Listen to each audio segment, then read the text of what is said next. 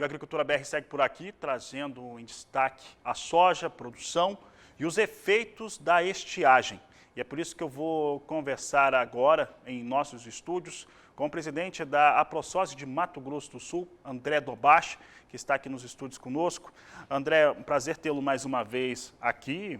Bom 2022, feliz 2022, a gente não tinha se falado pessoalmente ainda, mas nós temos aí um cenário de preocupação em relação aos efeitos da estiagem em Mato Grosso do Sul, que atingiu principalmente o sul do estado. Como que a AproSoja está avaliando esse momento do produtor? Boa tarde, seja bem-vindo. Boa tarde, Fabiano. Pois é, feliz 2022 para nós todos, né? Começando o ano realmente aí bastante agitado, já desde do primeiro dia útil do ano, aí, dia 3, a gente começou decretando estado de emergência nos 79 municípios do Mato Grosso do Sul, justamente por esse efeito da estiagem. Já vínhamos vindo, né, de uma segunda safra de milho bastante conturbada e muito infeliz aí em termos de produção, ficamos muito abaixo da média, o produtor sentiu bastante no bolso aí o milho, e agora nessa soja que a gente percebeu é que o Cone Sul do Mato Grosso do Sul ali, pegando de Bataguaçu até Mundo Novo ali, né, e subindo até Caracol, Bela Vista, essas regiões foram mais impactadas. Então, você pega exatamente as fronteiras, né, e com um impacto muito grande no sudeste do estado. Realmente, a gente andou aí, o Projeto SIGA começou o ano com um recorde de visitas, a gente conseguiu visitar quase que todas as propriedades em uma semana, já para levantar esses efeitos da estiagem, e preparamos um material que, inclusive, está na mão da ministra Tereza Cristina, do governador, do secretário Jaime, enfim, todas as lideranças, todos os envolvidos, Banco do Brasil, Sicredi, as associações de crédito aí, estão todas envolvidas no sentido de tentar minimizar os problemas e fazer uma ação conjunta, né, para a gente ver o que a gente consegue tirar aí de lição dessa estiagem que está comprometendo bastante a região sudeste do estado. Dobache, em relação ao estado do Mato Grosso do Sul, um estado que você tem cultivo em praticamente todas as suas regiões, essas regiões têm características distintas em relação a solo e clima. Esse é um estado grande, em termos territoriais, um estado muito grande. E nós temos aí regiões que são mais afetadas e regiões que não foram tão afetadas ainda. Quando que a AproSoja e também a Federação da Agricultura, o Governo do Estado, vai conseguir trazer alguns números já mostrando até sinais em relação à produtividade? A gente concluiu na sexta-feira o giro em todas as regiões produtivas. Esse relatório oficial, a gente está apurando exatamente os números, porque terça-feira é o dia de divulgação, né? Terça-feira é o dia que a gente faz a divulgação oficial. Na sexta-feira, às 15 horas, a nossa equipe já estava com um relatório, uma prévia do relatório na mão, até porque a ministra, muito preocupada com o Mato Grosso do Sul, já estava programando uma vinda no estado para apurar esses efeitos. A gente repassou alguns números para ela, mas até amanhã a gente solta um relatório e eu tenho uma apresentação já oficial para fazer a todos os órgãos aí de defesa. A Defesa Civil está muito empenhada nesse processo também. Conversei hoje com a Defesa Civil e ela já se prontificou em ajudar. O governo do estado, o governo federal, enfim, todos os envolvidos aí na cadeia de produção estão bastante preocupados com essa realidade sul-mato-grossense, que atinge, né, como a gente estava falando, o Mato Grosso do Sul tem uma diversidade muito grande no clima, principalmente em ano de laninha, como é esse ano, né?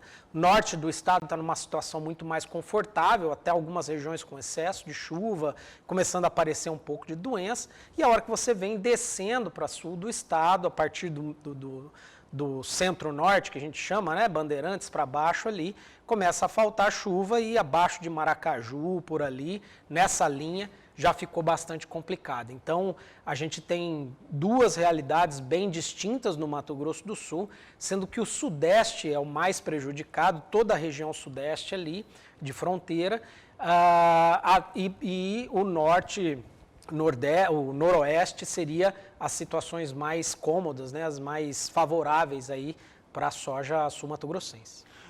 Dobashi, e dentro desse cenário nós tivemos a Federação da Agricultura, a ProSoja, entre outros representantes, pedindo para o governo do estado do Mato Grosso do Sul decretar o estado de emergência. Ele é sempre muito importante porque faz com que prefeituras tenham melhor recurso e também condições de aplicar as medidas cabíveis e o produtor rural, no caso, mas falando diretamente, acionar seguro rural. O produtor rural aqui no Mato Grosso do Sul tem estabelecido as apólices na primeira safra, que a segunda safra é mais comum fazer. Na primeira safra, estabeleceu para essa campanha?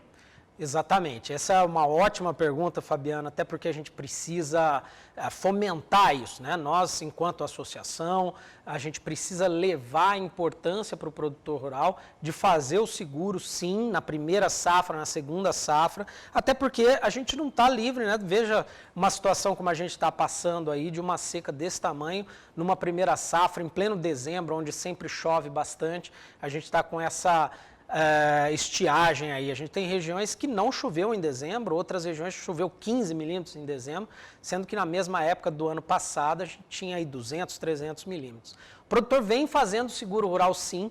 Nessa primeira safra, inclusive, as seguradoras com quem a ProSoja tem contato mostrou até um recorde nas apólices e um recorde na contratação com subvenção. Então o produtor tem feito a contratação de seguro e cada vez mais cedo. O que vai acontecer nessa safrinha também, porque eu já tive a informação de algumas seguradoras aí, né, o Banco do Brasil, que é um parceiro grande, outras seguradoras que trabalham aí em conjunto, que a gente está tendo um recorde de contratação de seguro para a segunda safra, da mesma forma que tivemos na soja primeira safra. Claro que vale lembrar que o seguro agrícola ele tem que ser muito bem esclarecido junto à corretora, porque existem diversas cláusulas, né, que precisam ser observadas aí na hora da contratação para que o produtor faça a contratação do melhor produto.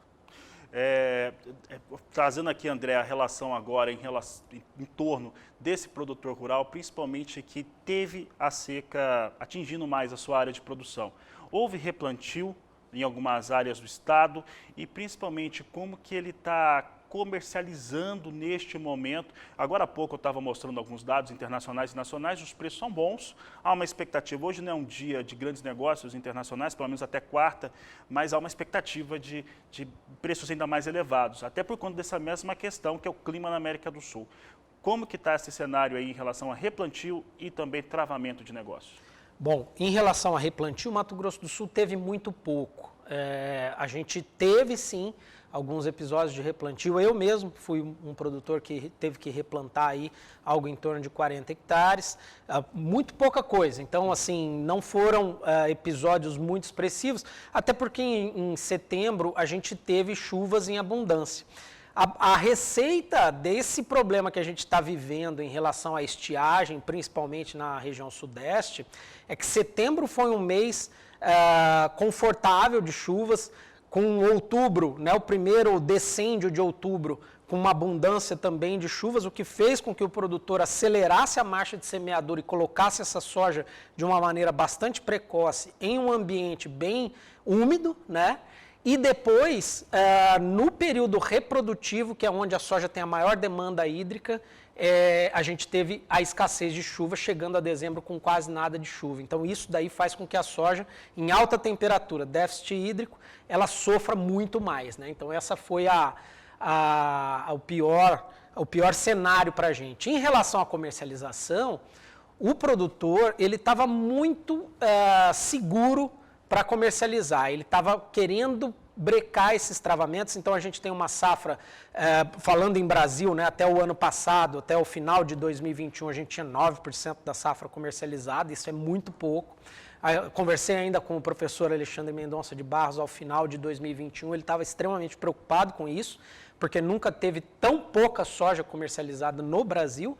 E no Mato Grosso do Sul, o que a gente costumava ver, algo em torno de 35%, 40% da safra comercializada nessa época, esse ano em torno de 25% a 30%, sendo que esses negócios foram alavancados realmente em dezembro, né? Assim, mais no final do ano de 2021, que o produtor começou a fazer um pouco mais de negócio, justamente em cima de travas para não perder, né, a mão no seu custo de produção, o que a gente julga como uma prática salutar aí para toda a cadeia, mas realmente um percentual menor quando comparado ao mesmo período de 2021. Essa é a realidade do Mato Grosso do Sul. Tá certo, André Dobache, eu agradeço sua participação aqui no Agricultura BR, no canal do Boi. Obrigado pela entrevista. Obrigado, a gente que agradece, não é fácil vir dar notícias ruins aqui, mas o nosso trabalho é realmente levar a informação para o produtor, infelizmente com uma notícia não muito boa, mas se Deus quiser, agora em janeiro a gente vai ter uma boa safra. Obrigado.